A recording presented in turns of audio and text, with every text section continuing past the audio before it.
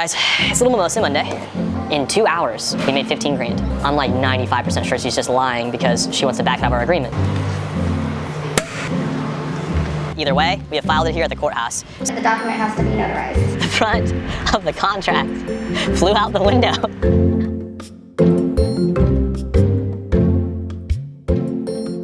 I am at a courthouse here in Missouri. I am actually going to file what is called an Affidavit and Memorandum of Interest in Real Property. Dude, Brandton, what the heck is that? So essentially, we have a seller that was getting other offers in this hot, competitive real estate market. We locked up the deal, signed a contract. We're suspecting they might be trying to get out of our contract to go with someone else, even though we signed our agreement with them.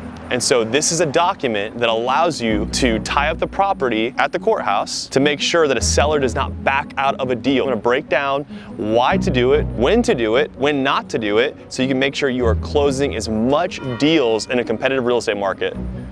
There's the bell, let's go do this thing. Hit that notification bell. I might need my wallet. Maybe I need my wallet. What should we call our tribe, guys? 80 subscribers that we have. Hey, that's a big deal. Hey, do not despise the day of small beginnings. 80 is better than 0. Who cares? It's gonna be 80,000. I'm not gonna quit. Hi, miss. How are you doing? I'm here to record something. Yeah, so it's an affidavit and memorandum of interest in a property.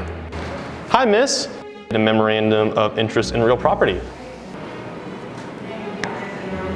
Okay. Also, it has to be notarized. You guys don't have a notary here? No. Okay. You have to get your own notary, but the document has to be notarized. I will go get it notarized and put those underneath, and then I will be back. Thank you so much, appreciate it. They don't have a notary on staff, so they can't notarize it, so I gotta get it notarized. Bless my heart. And once I get it notarized, I'll be able to take it back, and we will lock up this deal to where no other investor can steal it from us, and we keep the seller honest. Now we gotta go get that signature. Ugh. This is super boring. I'm sorry that I'm not entertaining you right now, but it is what it is. This is what happens in life. You have to pull audibles.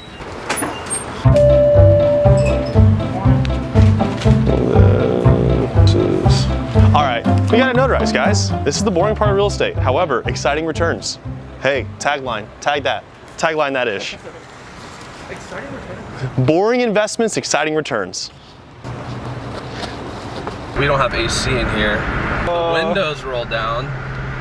Hate to see it. What happened? Share with them. Yeah, guys, so people that are successful make mistakes. I successfully, though, had my windows rolled down because I need to get my AC worked on. My mechanic is super booked out. Either way, all the papers that were just notarized to record this affidavit of interest were in my back seat. And like I put my wallet on top, but anyways, the front of the contract flew out the window. Out the window. Out the window.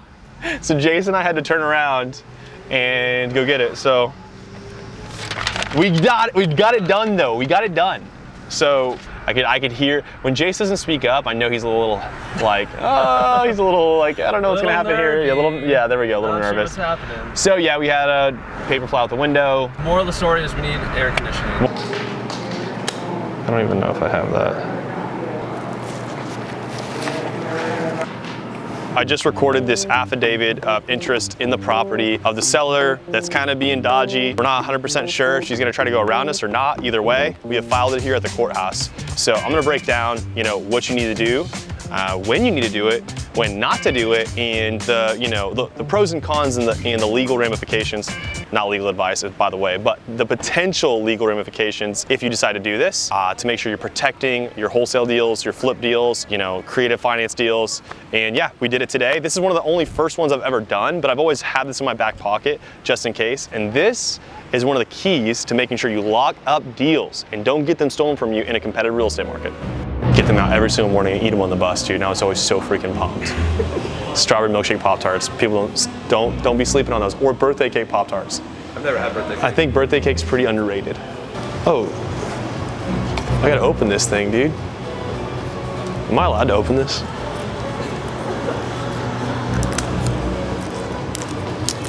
I guess I'll just treat myself. It's treat yourself Mondays. Are they gonna be upset if I freaking get this everywhere? All right, I'm going to the sink. I don't know about this, guys, I'm sorry.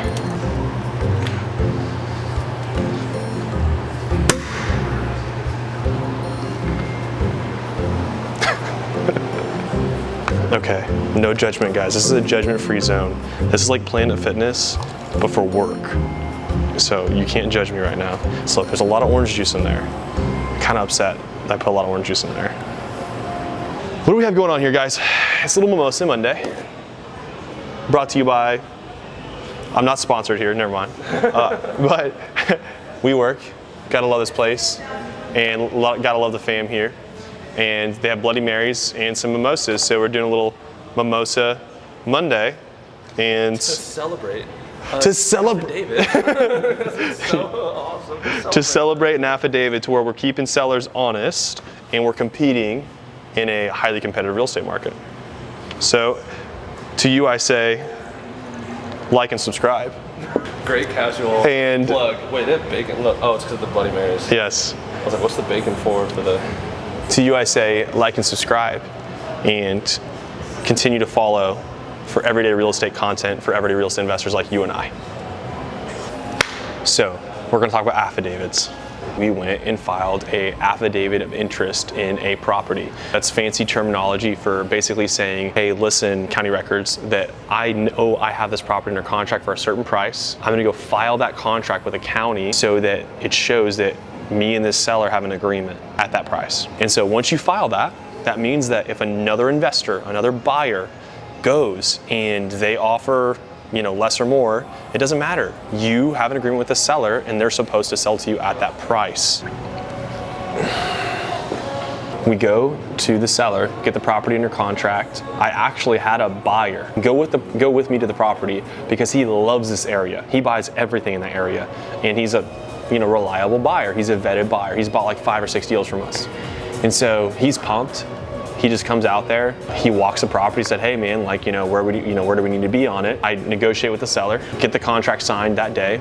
I negotiate with the buyer, get the contract signed with him. So boom, in 2 hours, technically we haven't closed yet obviously, but in 2 hours, we made 15 grand. Boom, amazing. Slow down.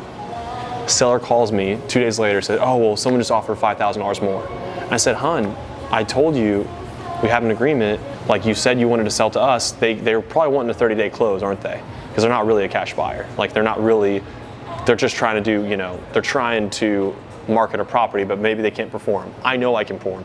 I can buy it and close myself if I need to. And I have other buyers right there ready to close here in 2 weeks. Says, hey Brandon, I got offered more. Long story short, she calls me the following day and she's like, hey Brandon, I've decided I didn't want to sell my property. And to be honest, I'm like 95% sure she's just lying because she wants to back out of our agreement. So what I did was I took his affidavit of interest in real property, and that makes sure that she stays honest to our agreement. The other buyer, the other investor that's trying to cut me out, if he wants the deal so bad, he's got to pay me out.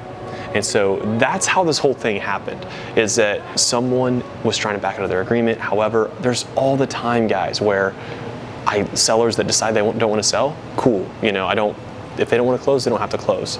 But they weren't bidding me up with other investors, right? It's totally different.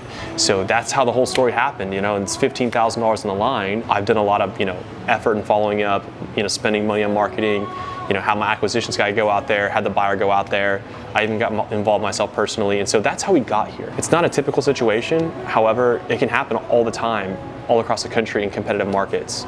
So if you feel like someone is, not going to stay true to their word, or if it's a massive wholesale fee or a massive equity play, it doesn't hurt to go take your contract and go file it at the county just to make sure you keep that deal locked up, guys. And this will actually cloud the title. And the title is the ownership interest, or anything that is associated with a property, like a lien, right? Like a tax lien. So it actually clouds the title to where they actually have to either buy you out or sell to you. It gets you access to, being in the middle of that deal no matter what. The most important thing about this is I personally don't recommend to do this on every single deal.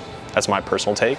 I haven't done this on hardly any deals. This is probably like the second deal I've ever done it on. And the reason being is, ultimately, if someone doesn't really want to sell their house to you, and they just say, hey, I'm sorry, my circumstances changed, you don't want to go and freaking force them to close. Like, you want to do what's right, guys. However, if a seller is trying to be dodgy and they have an agreement with you at a price, and then they're just turning around constantly doing the same thing to you as they might do the next person, and they're trying to back out of their agreement and they do want to sell, that's totally different, right? This is a legally binding agreement. You know, I'm not a lawyer. This is not legal advice. You want to check with your attorney and, you know, where do you find this contract? Like, Brandton, okay, I'm just getting started in real estate. What the heck is this thing? Well, you can just Google Affidavit of Real Property Interest and it'll come up. There's a PDF, and then just have an attorney look it over. Lawdepot.com, that has a bunch of documents there, or Rocket Lawyer. You can pay someone like $100 to look it over. You know, once you have it, then you go to the county, just like I showed you. You go to the courthouse, you file it, you get it notarized, and it's done. Now you know that you are getting the first right to that property at that price. So, you know, that's the reasons you want to do it. There's, you know, the reason you wouldn't want to always do it is because you want to do what's right. You don't want to always lock people in an agreement, and, you know, make sure you check with your attorney when you're doing stuff like this. You know, it's super important for experienced investors out there. This is a huge tool to make sure you don't get beat out by other investors where they come behind your back and say, oh, well, I'll offer 10 grand more. That's what you want to avoid in this kind of hot market, especially if you're newer, right? Other experienced investors, they might want to freaking cut you out of deals. They might go around you, or they might challenge you, or they might just offer a little bit more just to cut you out of a deal. So this is important to you to make sure that you get your fee, right? That you actually close, you know, that you actually get paid for the agreement you had with that seller. This is kind of funny because this deal reminds me of how many years ago I got started, and I didn't even know that you could even file an affidavit, or what even that even means.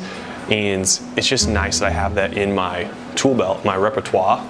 My repertoire. French real quick. Yeah. I have this, you know, tool that I can use if in a hot real estate market, if someone's trying to back out, if someone isn't trying to keep their word. So it's just nice because, you know, at the end of the day, like, people have, you know, not done right by me, and now earlier on, oh sorry, just shooting some content here. Because in the past I would have never even thought to do that. I wouldn't have the confidence. I didn't have, you know, attorney that I could reach out to, but now I do. And that's as you scale up. That's funny, I'm just holding a mimosa this entire time. As you scale up, Mimosa Mondays, as you scale up, you begin to learn more, and it's not about knowing everything overnight. It's about applying what you know and knowing when to do it. And today was the day to do it. Guys, thank you so much for, you know, hanging out with me and, you know, listening to everything, going on the journey with me to the courthouse and coming back to WeWork and Mimosa Mondays. I hope you found this little tidbit valuable. If you did, and you want to stick around for more videos, more of my journey, for me to help you close your first deal or your 50th deal, make sure you like, subscribe, hit that notification bell, and you'll have a good Monday. Squad. What's up? First appearance. Q Shrine. Creative t-shirt. That's right, baby. Hey, what's your handle? What's your handle? Quest.1 on Instagram. There you go, bro. Follow Quest.1, baby.